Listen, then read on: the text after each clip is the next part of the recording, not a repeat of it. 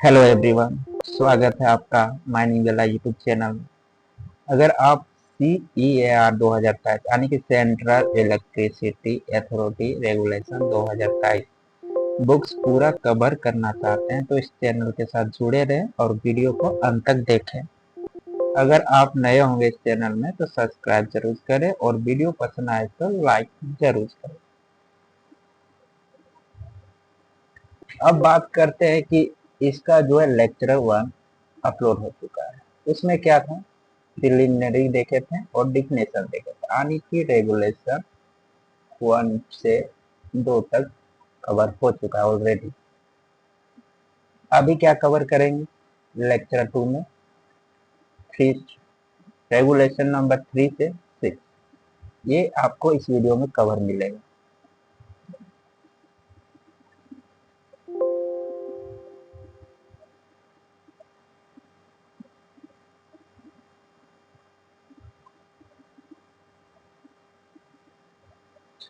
नहीं जा रहा तो रेगुलेशन नंबर 3 से स्टार्ट होगा और 6 से खत्म होगा। तो रेगुलेशन नंबर 3 क्या बोलता है, designated person to operate and carry out of the work and electrical lines and apparatus। इसका सीधा सा मीनिंग यही है हिंदी में कि एक डेजिग्नेटेड पर्सन को अपॉइंट किया जाएगा रेगुलेशन नंबर 3 के अकॉर्डिंग। वो बंदा जो है कि क्या काम करेगा, इलेक्ट्रिकल लाइंस जितने भी है और उसके apparatus वो सारे को देखभाल, मेंटेनेंस एंड अदर फैक्टर्स के लिए अपॉइंट किया जाना चाहिए।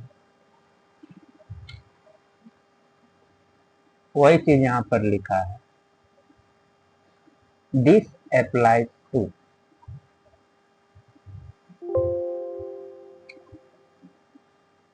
यह किस पे लागू होगा, सप्लायर पे लागू होगा, कंज्यूमर पे लागू होगा। कंज्यूमर कौन है, जो इलेक्ट्रिसिटी को कंज्यूम कर रहा है उसको बोलते हैं consumer. Owners of electrical installation, जो इलेक्ट्रिकल इंस्टॉलेशन कर रहा है उसका जो ओनर है उस पे भी अप्लाई होगा। ओनर, एजेंट और मैनेजर ऑफ माइन, ये तीनों बंदों पे भी अप्लाई होगा। अब बात करते हैं रिकॉर्ड मेंटेनेंस। अब कोई भी इलेक्ट्रिकल इक्विपमेंट हम लोग यूज करते हैं तो उसका कुछ रिकॉर्ड रखते हैं कि कितनों दिनों तक चला, उसमें क्या फॉल्ट आई थी, उसको मेंटेनेंस कब क्या किए थे, या अदर या अलग अलग तरह के जो है उस पे वर्क होता है मेंटेनेंस। ये सब एक एग्जाम्पल है। तो इस तरह का कोई भी काम अगर किया गया है उस apparatus या फिर इलेक्ट्रिकल लाइन्स में तो एक रिकॉर्ड मेंटेन होगा। ठीक है, ये record must be maintain by the responsible party either on paper या इलेक्ट्रिकल। तो यहाँ पर पेपर का मतलब है कोई पेज का पन्ना नहीं है, ठीक है, एक रजिस्टर होता है। हर एक चीज के लिए अलग अलग रजिस्टर माइंस में रखा जाता है। तो रिकॉर्ड मेंटेनेंस का एक रजिस्टर रहेगा, उसमें सारा डाटा लिखा हुआ है, कब इसको मेंटेनेंस किए थे, क्या चेंजेस हुए एंड अदर फैक्टर्स। और आजकल क्या हो गया है, रजिस्टर को रिप्लेस कर दिया गया है कंप्यूटर में। ठीक है, तो आजकल सारे वर्क कंप्यूटर में हो गया, डिजिटलाइज बोलते हैं इसको, डिजिटल बोलते हैं, डिजिटल हो गया है। सारे के सारे काम अब डिजिटली होते हैं, कंप्यूटर में भी रखा जाता है। तो रजिस्टर में रखे या तो फिर डिजिटल तरीके से कंप्यूटर में रखे, कोई दिक्कत नहीं है, लेकिन रखना जरूरी है। This record must be include, इस रिकॉर्ड में क्या होना चाहिए, name of the designated person, जिस पर्सन को डेजिग्नेट किए हैं उसका नाम होना चाहिए। The specific purpose for which they are designated, किस पर्पस से इसको डेजिग्नेट किए हैं वो भी उसमें लिखा होना चाहिए। यानी पर्पस क्या क्या हो सकता है किसी को मेंटेनेंस के लिए रखती है ना, किसी को मेंटेनेंस के लिए रखे हैं, किसी को रिपेयर के लिए रखे हैं, या किसी को और काम के लिए रखे हैं, वो सारा कुछ जो है लिखा होना चाहिए। अब है एलिजिबिलिटी फॉर डेजिग्नेशन।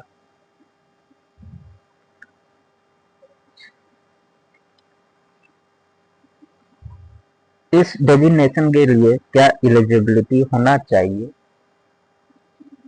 ये चीजें होनी चाहिए। क्या होनी चाहिए? ये सर्टिफिकेट रिक्वायर्ड। कौन सा certificate? An electrical work permit issue by the appropriate government, यानी कि सरकार, भारत सरकार द्वारा एक ऐसा प्रमाण पत्र जो कि इलेक्ट्रिकल वर्क से रिलेटेड होना चाहिए। तो इस तरह से एक पर्सन अपॉइंट होगा गवर्नमेंट के थ्रू, और जो उसका जो सर्टिफिकेट इशू गवर्नमेंट कर रहा है, और उसमें जो है इलेक्ट्रिकल वर्क से रिलेटेड वो सर्टिफिकेट होना चाहिए। अब आते हैं रेगुलेशन नंबर 5। इसमें क्या है? Electrical safety officer. अभी हम लोग बात कर रहे थे इससे पहले, वो कौन था? एक बंदा था जो कि इलेक्ट्रिकल रिलेटेड इशू मेंटेनेंस और अदर फैक्टर्स को देखता है। ये अब ये जो बंदा है इलेक्ट्रिकल सेफ्टी ऑफिसर, ये एक हाई क्लास सर्टिफिकेट होल्डर बंदा है, ठीक है। तो इसका क्वालिफिकेशन क्या होना चाहिए? जनरल रिक्वायरमेंट, जहाँ पर जनरल रिक्वायरमेंट है उसके लिए अगर बात करें, और दूसरा रिक्वायरमेंट है फॉर माइंस। जनरल रिक्वायरमेंट का मतलब यहाँ हो जाता है सिर्फ माइंस में ही बिजली छोड़ी जाती है, उसके ऊपर वर्कशॉप होती है, वो जो बिजली आती है वर्कशॉप में जाती है, और अदर जगह पर जितने सारे रूम बने होते हैं अदर अदर काम के लिए, है ना, वो सब आते हैं जनरल। माइंस वाला नहीं है, जनरल में आते हैं। जनरल में आते हैं तो वहाँ के लिए क्वालिफिकेशन क्या होगा? ए डिग्री इन इलेक्ट्रिकल इंजीनियरिंग। वो जो बंदा है इलेक्ट्रिकल इंजीनियरिंग में डिग्री हासिल किया होना चाहिए। उसके साथ साथ with at least 5 years of experience in electrical installation. उसके साथ साथ बोल दिया है कि 5 साल और चाहिए, जो कि एक्सपीरियंस के तौर पर होना चाहिए, किसमें? इलेक्ट्रिकल इंस्टॉलेशन पर। ये डिग्री के लिए हो गया। अगर बंदा डिप्लोमा करके आया हुआ है, अदर फैक्टर में आएगा, या तो डिग्री या डिप्लोमा दोनों चलेगा, उसके बाद एक्सपीरियंस जो है थोड़ा ज़्यादा कम है। अगर डिप्लोमा किया है इलेक्ट्रिकल इंजीनियरिंग में, तो उसको एक्सपीरियंस कितना चाहिए? कम से कम 10 साल का एक्सपीरियंस होना चाहिए इलेक्ट्रिकल इंस्टॉलेशन। ये हो गया जनरल रिक्वायरमेंट। अब बात करते हैं माइंस। हमारे माइंस की बात करते हैं। माइंस के अंदर अगर आपको नियुक्त करना है इलेक्ट्रिकल सेफ्टी ऑफिसर, तो क्वालिफिकेशन में कोई प्रभाव नहीं है, सेम क्वालिफिकेशन है, या तो डिग्री हो सकता है या तो डिप्लोमा हो सकता है। बट यहाँ पे एक वर्ड यूज किया हुआ है, but at least 5 year relevant experience specific to mines, यानी कि उस बंदे को अगर माइंस में काम करवाना चाहते हैं तो किसी भी माइंस में जो कि उसका मिनिमम 5 साल का एक्सपीरियंस चाहिए, तब भी उसको माइंस में अपॉइंट कर सकते हैं। ये स्पेशल कैटेगरी है ना। Requirement based on load capacity. अब हम लोग बिजली यूज कर रहे हैं तो उसका कुछ कैपेसिटी यूज करते हैं, 250 किलोवाट, 500 किलोवाट, 650 किलोवाट, 1000, 2000, कितना भी वाट हो, तो लोड के हिसाब से हमारा रिक्वायरमेंट क्या होगा। For every electrical installation including factory register under the factory act 1948।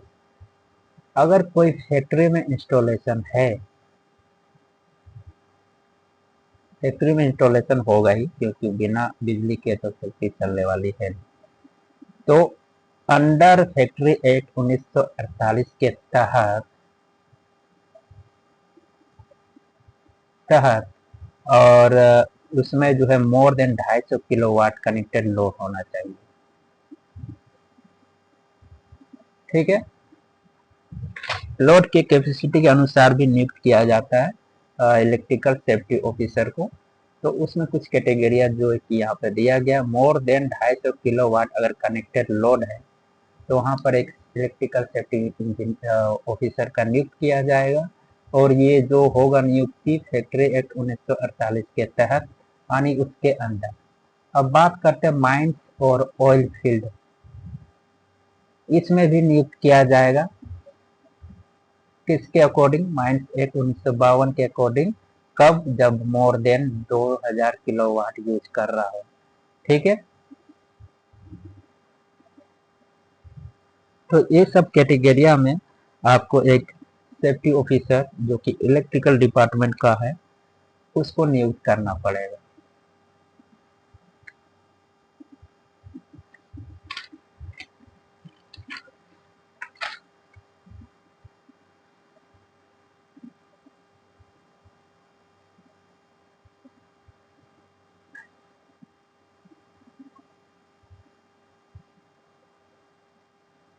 सारे इसमें कैसे आ गए? चलिए, विजिबल तो है, कोई बात नहीं, रहने दीजिए, इसको भी बाद में देखेंगे। अब बात है कि duties of safety officer. Conduct periodic safety. ये सब डिस्टर्बेंस तो कर रहे हैं।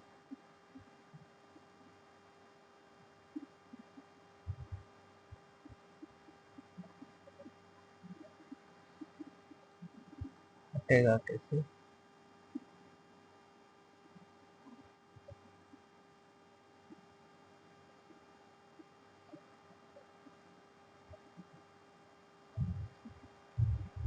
छोड़िए, बाद में हटाएंगे इसको, टाइम वेस्ट नहीं करेंगे। तो ड्यूटीज क्या होगी सेफ्टी ऑफिसर की, उसके बारे में कुछ चर्चा कर लेते हैं। Duties of safety officer: conduct periodic safety test as पर स्टैंडर्ड। जो स्टैंडर्ड में लिखा गया है उसके अनुसार एक पीरियोडिक सेफ्टी टेस्ट किया जाएगा। पहला पॉइंट यही बोलता है। दूसरा point, inspect installation at least once every year, यानी कि एक साल में कम से कम एक बार हर एक इंस्टॉलेशन को इंस्पेक्ट किया जाएगा। इस माइंस में जितने भी इलेक्ट्रिकल इक्वाइपमेंट, उससे रिलेटेड जितने भी इलेक्ट्रिकल से रिलेटेड होंगे सबका इंस्पेक्शन एक साल में कम से कम एक बार होगा। 2 बार कीजिए, 3 बार कीजिए, बहुत सही, लेकिन एक बार होना ही चाहिए। Maintain record of inspection and test report in describe format form 1, 2, 3, 4 in schedule 2। तो आपने जो इंस्पेक्शन किया है उस रिकॉर्ड को मेंटेन करना है। जो टेस्टेड किए हैं वो सारे रिकॉर्ड आपको रखना है। किसमें रखना है? डिस्क्राइब फॉर्म, फॉर्म 1, 2, 3, 4, 4 फॉर्म है, चारों फॉर्म में रखना इन शेड्यूल, जो कि शेड्यूल नंबर 2 के अंदर आता है। इस सारे फॉर्म में आपको रखना है। Make all record and report available to electrical inspector when required. अगर इलेक्ट्रिकल इंस्पेक्टर को अगर जरूरत होगी तो वो मांगेगा, इसलिए सारे के सारे बना के रखने हैं रिकॉर्ड और report.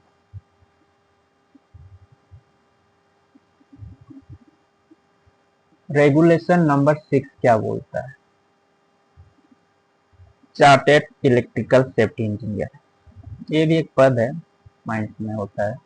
Chartered electrical safety engineer, एक हुआ सेफ्टी इलेक्ट्रिकल सेफ्टी इंजीनियर और एक वो डेजिग्नेटेड पर्सन। ये 3 बंदे हैं जो इलेक्ट्रिकल डिपार्टमेंट को हैंडल करते हैं। पहला पॉइंट क्या बोल रहा है? The appropriate government shall authorise chartered electrical safety engineer from amongst person having the qualification and experience as per the guidelines। तो एक चार्टेड इलेक्ट्रिकल सेफ्टी इंजीनियर आपको अपॉइंट किया जाना चाहिए, जो कि गवर्नमेंट करेगा, है ना। इसको गवर्नमेंट करेगा, तो ओनर एजेंट मैनेजर के काम में ये गवर्नमेंट इशू करता है। उसका जो क्वालिफिकेशन और एक्सपीरियंस जो है अथॉरिटी के द्वारा इशू बाय अथॉरिटी इशू किया रहेगा। To assist the owner या supplier या consumer of electrical installation for the purpose of self certification under regulation 32। Regulation 32 और 48 के तहत ये चार्टर्ड इलेक्ट्रिकल सेफ्टी इंजीनियर जो है असिस्ट करेगा। किसको असिस्ट करेगा? ओनर को, सप्लायर को, कंज्यूमर को। और किस विषय में? Electrical installation. The name of CESC यानी कि चार्टर्ड इलेक्ट्रिकल सेफ्टी इंजीनियर का जो नाम है उसको अपलोड किया जाएगा।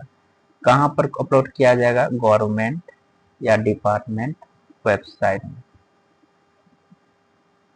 ठीक है, ये ऑनलाइन है, वेब पोर्टल सारे online. Provides information to owner, suppliers या consumers of inspection related purpose. तो जितने भी इंफॉर्मेशन है सारे को प्रोवाइड किया जाए, किसको? ओनर्स को, सप्लायर्स को, कंज्यूमर्स को। जो अपने इंस्पेक्शन किए थे वो सारे रिपोर्ट आपको प्रोवाइड करने हैं। अच्छा, सब वो क्या रहा, यही सब होता है। जब रिकॉर्डिंग करेंगे ना तभी होता है ये सब। पता नहीं सब कैसे आ रहा है, विजिबल तो है, चलिए कोई फर्क नहीं पड़ता है चीज़ों से, अगला बार ध्यान रखेंगे।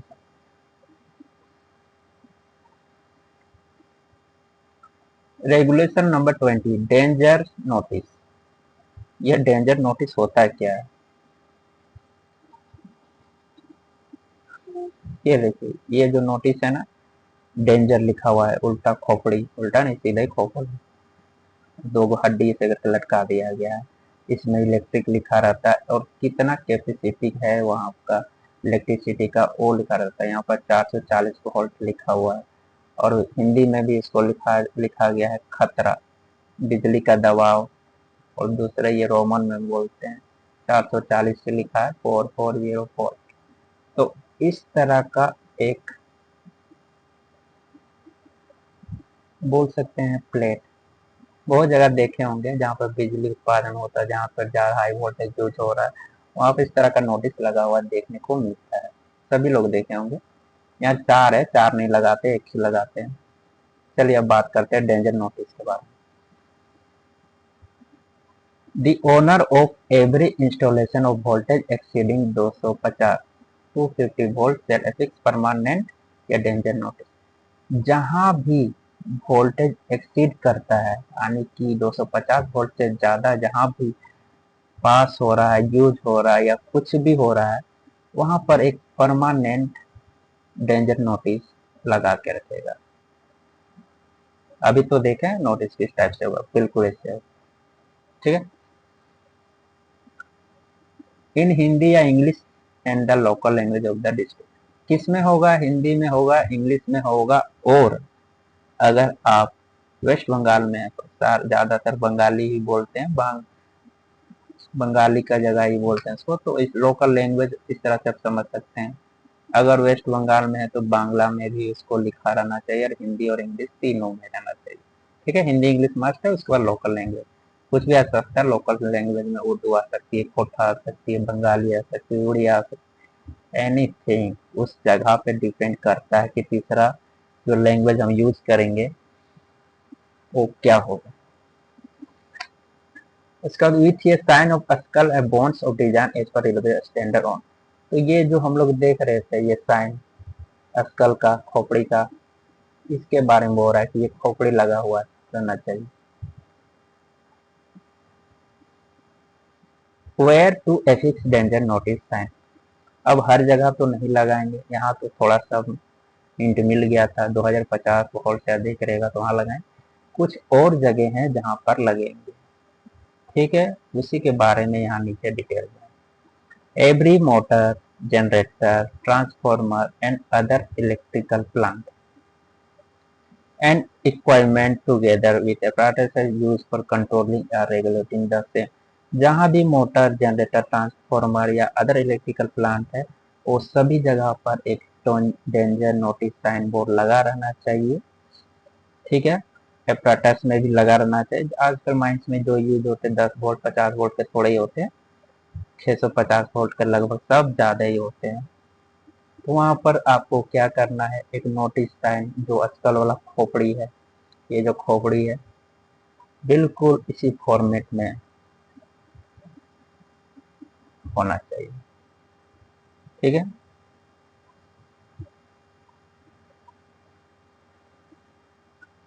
अब बात करते हैं second line. All supports of overhead line of voltage exceeding 650 volt. Overhead line, overhead line समझते हैं, एक जो पोल है, ये पोल ऊपर में जो लाइन जाती है इसको बोलते हैं ओवरहेड। तो जहां भी 650 वोल्ट यूज हो रहा है यानी कि उससे ज्यादा एक्सीडिंग लिखा हुआ, which can be easily climbed upon without the aid of ladder या special appliances, वहां पर भी आपका लगा रहेगा। जहां पर हम लोग आसानी से पहुंच सकते हैं चढ़कर, या तो फिर लेडर मतलब सीढ़ी होती है या स्पेशल अप्लायंसेस, कुछ भी अप्लायंसेस लगा के अगर हम वहां पहुंच सकते हैं उस जगह पर, उस वायर के पास, तो वहां पर भी आपको नोटिस लगाना पड़ेगा। बट कब लगाएंगे, जब 650 वोल्ट एक्सीड रहेगा उसमें। जनरली सभी में एक्सीड ही रहता है जितने भी ओवरहेड वायर रहते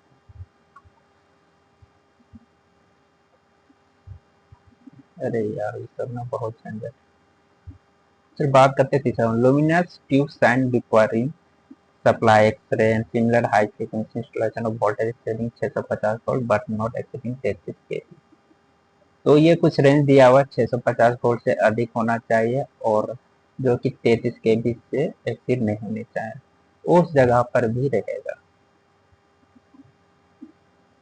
एक्सेप्शन, बहुत से जगह पे एक्सेप्शन दे दिया गया है कि आप इस जगह पर नहीं भी लगाएंगे तो चलेगा। वो जगह कौन सी, where it is not possible to affix on the equipment, जहाँ पर नहीं लगा पा रहे हैं वहां पर आपको थोड़ा छूट दे दिया गया है कि वहां पर आपको इस तरह का अरेंजमेंट नहीं करना है, नहीं कर पा रहे हैं तो कोई बात नहीं है, लेकिन वहां पर एक नोटिस देना पड़ेगा आपको उसके जगह पर, नियर द इक्विपमेंट, जहाँ आप इक्विपमेंट यूज कर रहे हैं रख रहे हैं उसके पास एक नोटिस होना चाहिए। ठीक है, alternately paint the danger sign and voltage visibility. अगर कहीं पर आप इस तरह का अरेंजमेंट कर रहे हैं जहां पर करके ये सब बताना चाह रहे हैं कि जगह पर खतरा है, उस जगह पर अल्टरनेटली पेंट करना चाहिए जो कि विजिबल होना चाहिए। ऐसा नहीं कि धूल मिट्टी इसमें लग गया, कुछ दिख नहीं रहा, कोई बंदा जाके बस छू दिया गया। तो इस सब से बचने के लिए आपको रेगुलर पेंट करना विजिबल होना चाहिए। तो डेंजर साइन इस तरह से काफी इंपॉर्टेंट हो जाता है माइंस के लिए। तो ये काफी लंबा वीडियो तो नहीं था, इतना ही काफी है आज के लिए। अगला वीडियो बहुत जल्द मिलेगा आप लोगों को।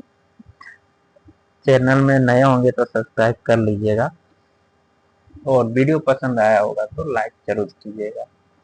मिलते हैं नेक्स्ट वीडियो में जल्द ही।